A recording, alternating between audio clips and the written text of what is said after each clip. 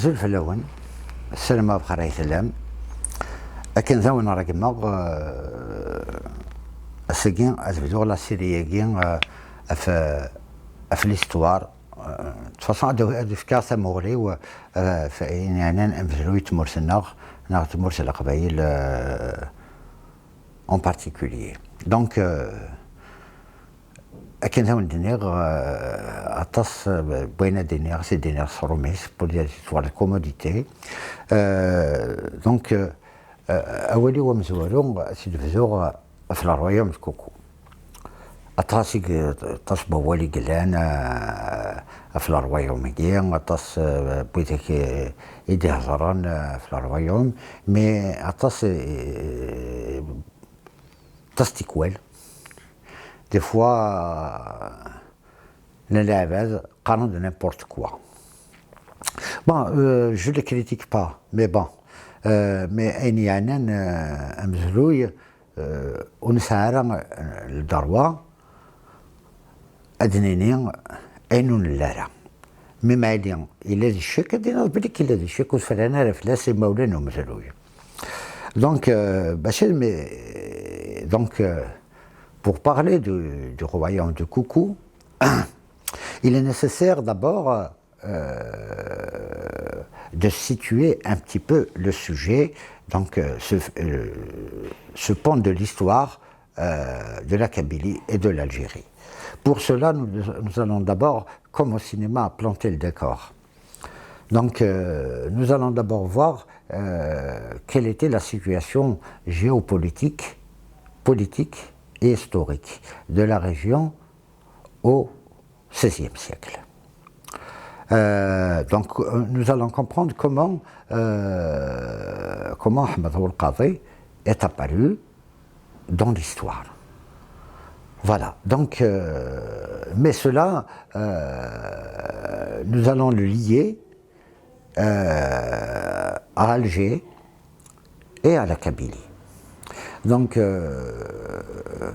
Ahmed Ould Qadi, avant que l'histoire ne parle de lui,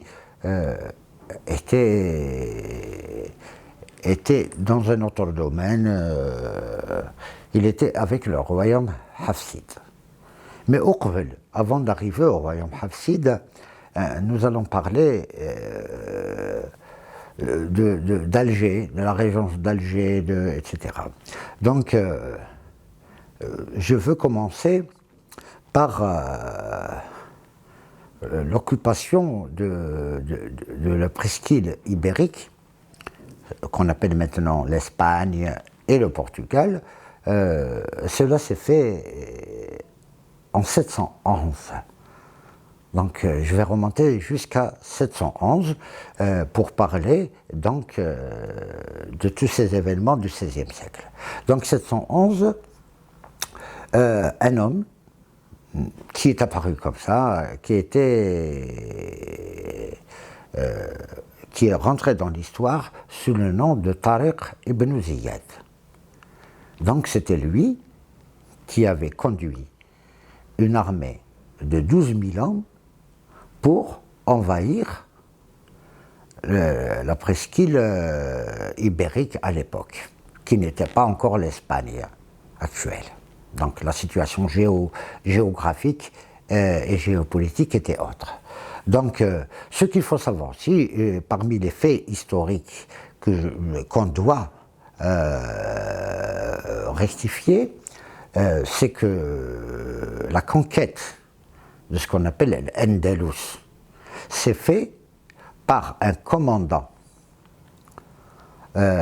amazigh, donc Tariq ibn Ziyad, même si son nom ne l'indique pas, en 711, et Tariq ibn Ziyad est décédé en 720 de l'ère chrétienne, donc après Jésus-Christ.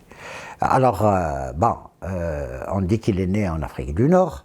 On imagine que son père s'appelait Ziyad, donc il avait déjà embrassé la religion musulmane, qui était toute nouvelle en Afrique du Nord. N'oubliez pas que c'est seulement au 7e siècle. Donc il venait tout juste, on dit que c'était quelqu'un de latinisé, certaines sources disent qu'il était esclave, etc. Bon, rien n'est vérifié. Donc en 711, il était avec les Omeyyades, les Omeyyades. Donc c'était Ben Nusayr qui l'avait chargé d'aller conquérir la presqu'île ibérique, et cela à l'appel des Wisigoths.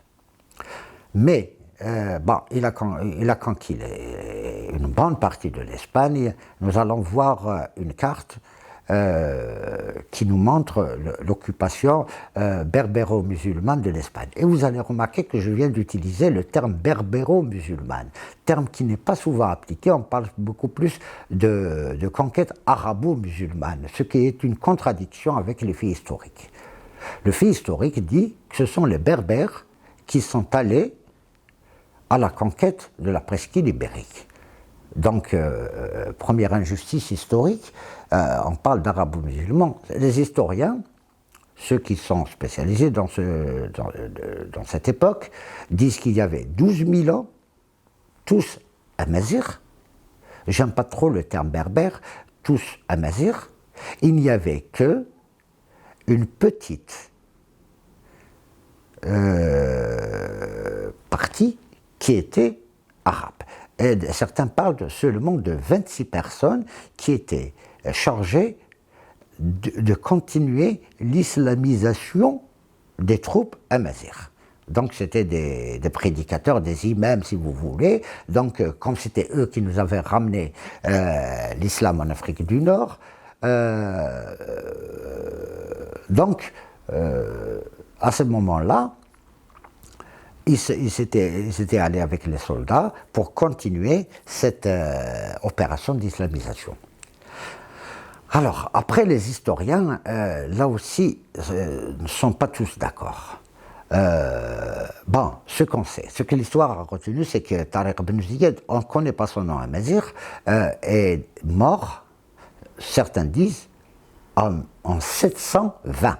Je parle de 720, donc 8e siècle, 720, à Damas. D'autres disent, parce qu'après, on a perdu, juste après, parce qu'il a été appelé à Damas, pour des raisons... je ne vais pas trop m'étaler sur ce sujet, on l'a pris, certains historiens, certaines sources disent qu'il a été ramené à Damas, enchaîné, et qu'il est mort en cours de route. D'autres disent qu'il est mort à Damas parce qu'il a été emprisonné, etc., pour des raisons de richesse accumulées, donc à l'Andalus. Donc la présence, l'occupation musulmane de la presqu'île ibérique, là, c'est peut-être un sujet d'un autre épisode où nous parlera des différentes étapes. Après, il y a eu des hauts, des bas, il y a eu les Mourabitin, les Almoravides qui ont occupé l'Espagne, Almoravide aussi, il faut le préciser, qui était un royaume berbéro-musulman, qui a été fondé dans l'actuel Sahara occidental, dans la région de Saqi al-Hamra. Ils voulaient réformer l'islam, etc. Donc, pour continuer, donc, tous ces hauts et ces bas, je vais les éluder. Je vais passer dessus parce que ce n'est pas mon sujet. Il a fallu attendre 1429 pour que le dernier bastion berbéro-musulman tombe en Espagne actuelle.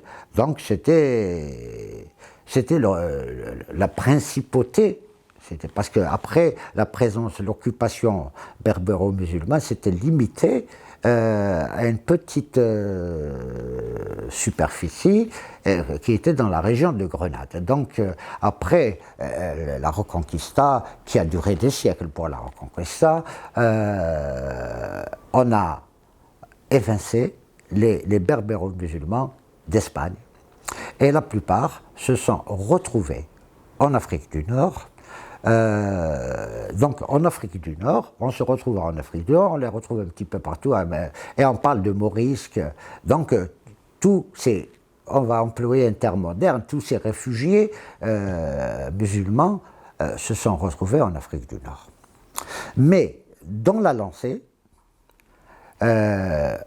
l'Espagne, la coalition européenne, a continué son avancée, donc ils sont venus occuper le littoral nord-africain et algérien en particulier. Donc ils ont d'abord occupé le premier port, c'est Marcel Kibir, c'était en 1505, et la ville d'Oran a été occupée en 1510. Après, il y a eu Béjaïa, Gayes, et Alger, on va y revenir. Donc, en ce temps-là, le royaume hafside, qui avait sa capitale à Tunis, et une deuxième capitale à Béjaïa. Le royaume hafside était déjà en décadence. Alors, maintenant, nous arrivons à Ahmed al-Qadi. Après avoir brossé tout ça, Ahmed al-Qadi, qui était à l'époque gouverneur d'Annaba, de Annaba actuel, qui au temps de la France s'appelait Bonn, etc. Donc il était gouverneur d'Annaba.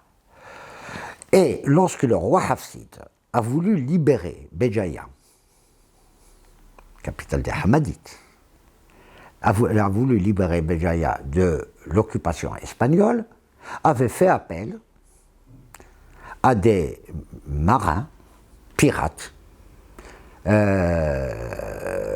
qui écumaient la Méditerranée, qui avaient embrassé la religion musulmane et qui avaient une grande réputation chez les musulmans. Ils les ont appelés pour libérer Béjaïa de l'emprise espagnole. Et ils ont sollicité, ils ont demandé à Ahmed al-Qadi de l'aider dans cette mission. Donc nous parlons de 1512. Là, nous sommes en 1512. Pourquoi Ahmed al-Qadi? Là, nous allons aller vers les origines d'Ahmed al-Qadi. Ahmed al-Qadi est originaire de la région d'Azraouari, tout au moins ses ancêtres. Il est de lignée maraboutique. Alors, il est un descendant d'Abou Abbas al-Ghoubrani. Alors, bon, qu'on ne s'étonne pas sur les noms Abou Abbas, etc., parce qu'il y a eu beaucoup, puisqu'il s'appelle Abou Abbas, il ne peut pas être kabyle. Non, en cette époque-là, et jusqu'à aujourd'hui, nous avons tendance à nous prénommer en utilisant des prénoms arabes. C'est seulement après 80 qu'on a commencé à revenir à des prénoms amazigh. Là aussi, c'est un autre débat dont je parlerai ultérieurement. Donc, Ahmed al-Qadi avait comme ancêtre Abou Abbas al-Ghoubrani, qui était cadi à Béjaïa et qui a été assassiné dans la prison à Béjaïa. Là aussi, c'est un autre débat. Donc, Ahmed al-Qadi, pourquoi on l'appelle al-Qadi, al-Qadi? Parce que tout simplement, à cette époque-là, les noms patronymiques étaient faits, soit par rapport au nom du chef de famille. Comme moi, par exemple, Sqvailis, c'est Jamal Asm Saoud. Mais avec l'arrivée de l'État civil français, on a latinisé le nom à partir de 1789. Je suis devenu Djamel Eid Iften. Mais dans mon village, on nous appelle Esme Saouz. Donc, soit le nom du village, le nom du chef de famille, soit le nom de la région, comme Abou Abbas al-Roubareni, donc d'Al-Roubarien, soit par rapport à la fonction de la personne. Donc ici, les al-Qadhi, ce sont ceux qui viennent de la maison Akham, hein, de la famille du Cadi. Donc, comme leur ancêtre était Cadi à Béjaïa, donc, Zas al-Qadhi, comme par exemple ceux qui font les forgerons, par exemple. Par exemple, j'ai un ami qui est Zachonian, que je salue, parce qu'il m'a rendu beaucoup de services, il m'a beaucoup orienté dans ma recherche sur les chants religieux de Kabylie. Et l'Akhouane, c'est Rachid Ihdazen, du village de Sandelen, que je salue et à qui je souhaite longue vie. Donc, il porte le nom Ihdazen. Lui-même Zahdad, mais Zahdad doublement. Zahdad Bawel parce qu'il est poète et Zahdad parce qu'il travaille le fer. Donc, Abou Abbas al-Roubareni a donné les As al-Qadhi. Les As al-Qadhi sont originaires d'As-Roubaré, plus précisément d'Aourir As-Roubaré. Voilà, donc en 1512, je reviens donc à Béjaïa, 1512, le roi Hafsid avait demandé donc à Ahmed al-Qadhi pour qu'il soutienne l'attaque des frères Barbaros par la mer. Lui, il va le faire par la terre. Pourquoi? Parce qu'il va utiliser ses racines chez les As-Roubaré pour attaquer Béjaïa. Malheureusement, l'histoire a retenu que la première tentative a échoué. Il y a eu une deuxième tentative en 1514 qui a encore échoué. Et c'est lors de cette bataille que Arouj, l'un des 4 frères Barbarousse, a perdu un bras. Donc ceux qui étaient par la mer, j'ai omis de le dire, c'était ce qu'on appelle les frères Barbarousse. Autre information, les frères Barbarousse n'étaient pas turcs. Certaines sources disent qu'ils sont originaires de l'île de Lesbos, donc ils sont grecs. Ils ont embrassé la religion musulmane. Ils n'étaient pas 3, ils n'étaient pas 2, ils étaient 4. Il y avait Arouj, Khairdin, Ishaq. Donc, leur père était potier. Ce qu'on va appeler plus tard la régence d'Alger, n'est tombé sous l'emprise ottomane qu'en 1520. Donc, donc c'est à ce moment-là qu'Ahmed al-Qadhi a rencontré Arouj, avec lequel il a gardé d'excellentes relations amicales, etc. Bon, comme je l'ai dit tout à l'heure, à l'époque, le royaume Hafsid était en décadence. Donc, il partait en petits morceaux. D'ailleurs, même Béjaïa commençait à avoir une forme d'indépendance par rapport à la capitale Tunis. Ahmed al-Qadhi, au lieu de repartir sur Annaba, d'après les historiens, et à la fin de la série, je vais vous donner en bas toutes les références, les documents que j'ai utilisés. Ça veut dire, donc, il a décidé de se replier et de s'installer sur la terre de ses ancêtres, donc dans la région d'Aourir. Ils avaient, à côté d'Aourir, à quelques encablures, un hameau qu'on appelle le Chalem. Donc, et là, c'est là qu'il a commencé à installer son pouvoir.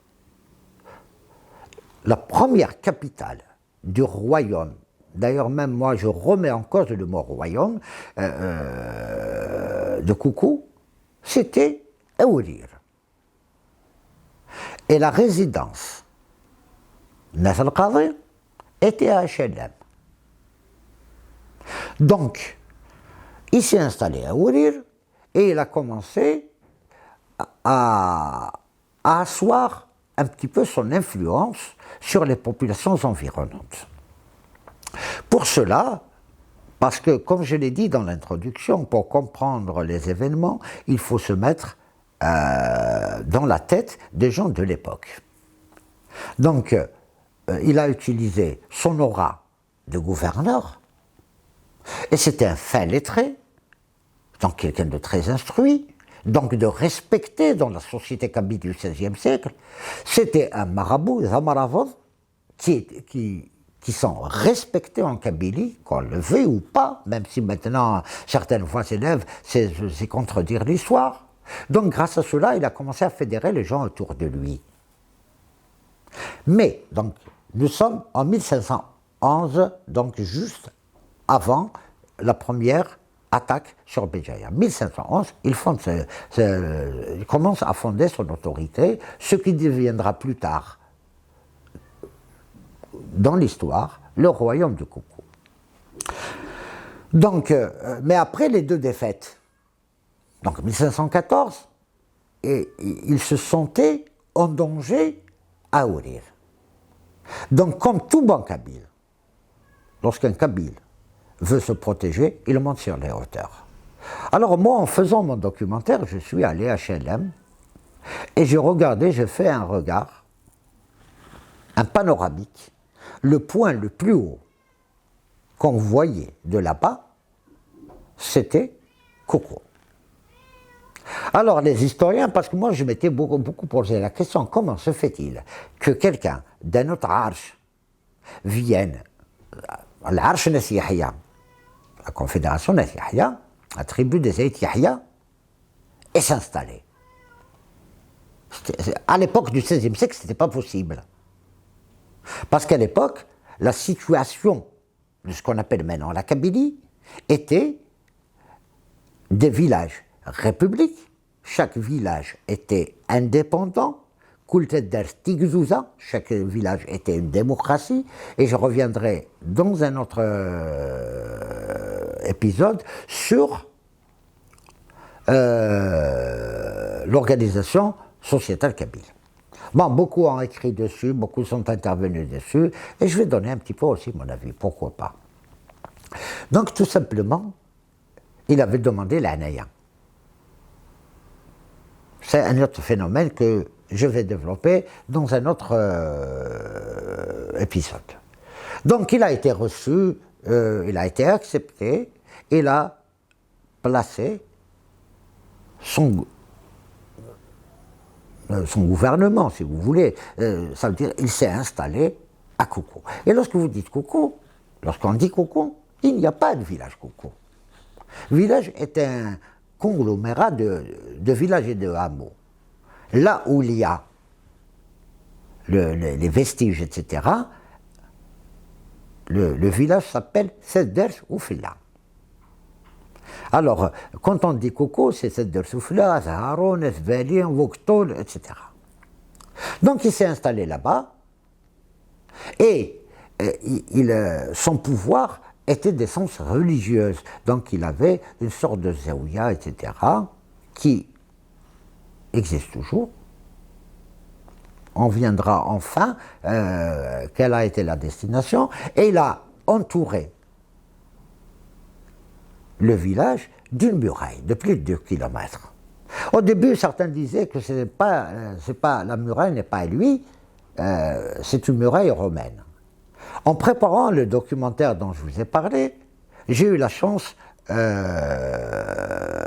grâce à une association de El Hammam, on a ramené des archéologues du musée du Bardo. On a analysé ce qui reste de la muraille. Malheureusement, les vestiges sont disparates et ils vont disparaître parce qu'il n'y a, aucune volonté des concernés, pas des villageois. Les villageois, ils font ce qu'ils peuvent.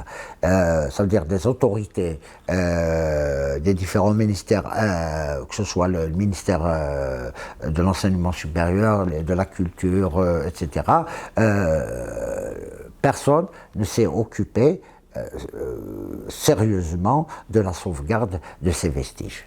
Donc, il s'est installé là-bas, il a commencé à étendre son pouvoir, surtout sur la vallée du Sebaou. Pourquoi la vallée du Sebaou? Parce que pour lui, l'ennemi ne pouvait venir que de là-bas. Ça veut dire, quelque part, il tournait un petit peu le dos au Djurdjura, il surveillait surtout, en ce qui concerne le Djurdjura, le col de Chellata et le col de Tirouda, parce que c'est de là-bas que venaient certaines denrées. Donc il a commencé à faire son influence et son pouvoir était d'essence religieuse. Donc on parlera beaucoup plus, pas de roi de Koukou, mais de Shir de Koukou.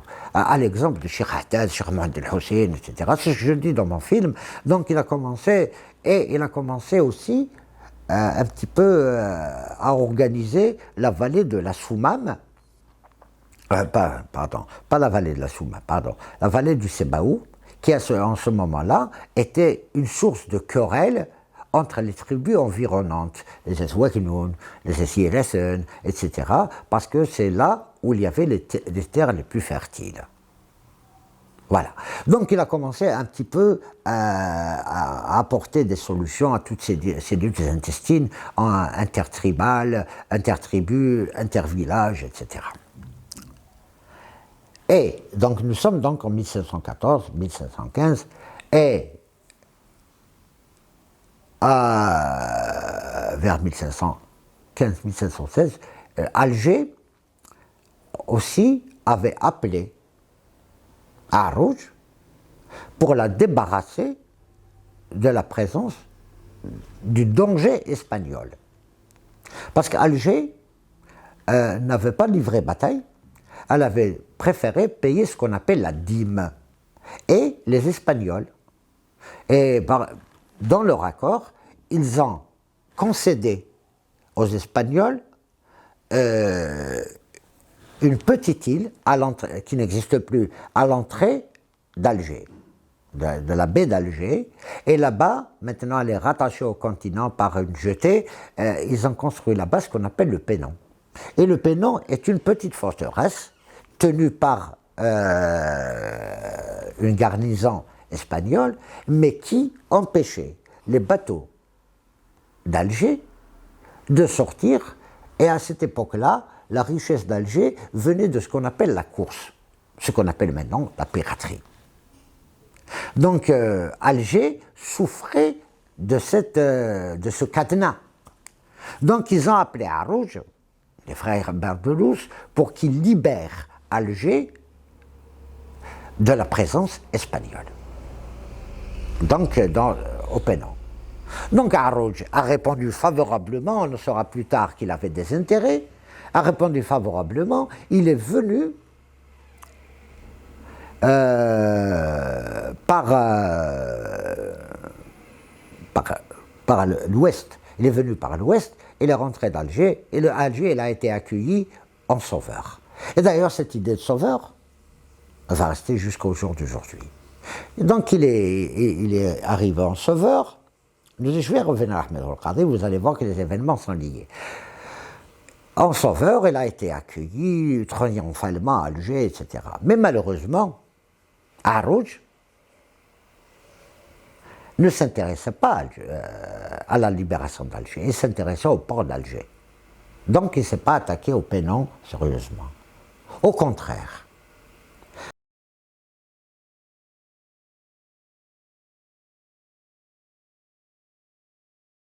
Pour moi, tout ça, c'est des foutaises. Alger vient de Zaïr, ça vient des Irides. Les Irides, donc le fondateur d'Alger, qui l'a fondé, qui l'a construit sur les ruines de Icosium, C'est un zéride.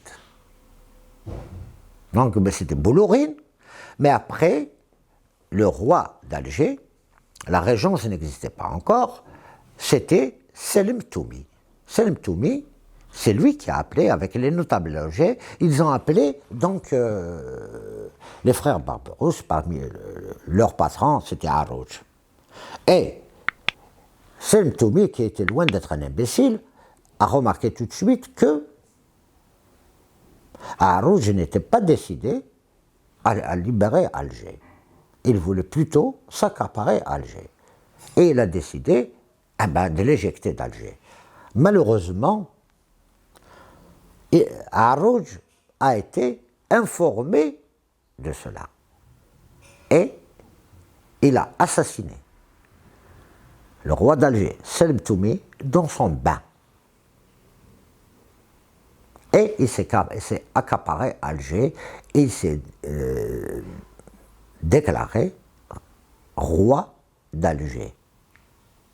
Nous ne sommes pas encore à la régence d'Alger, qui viendra plus tard.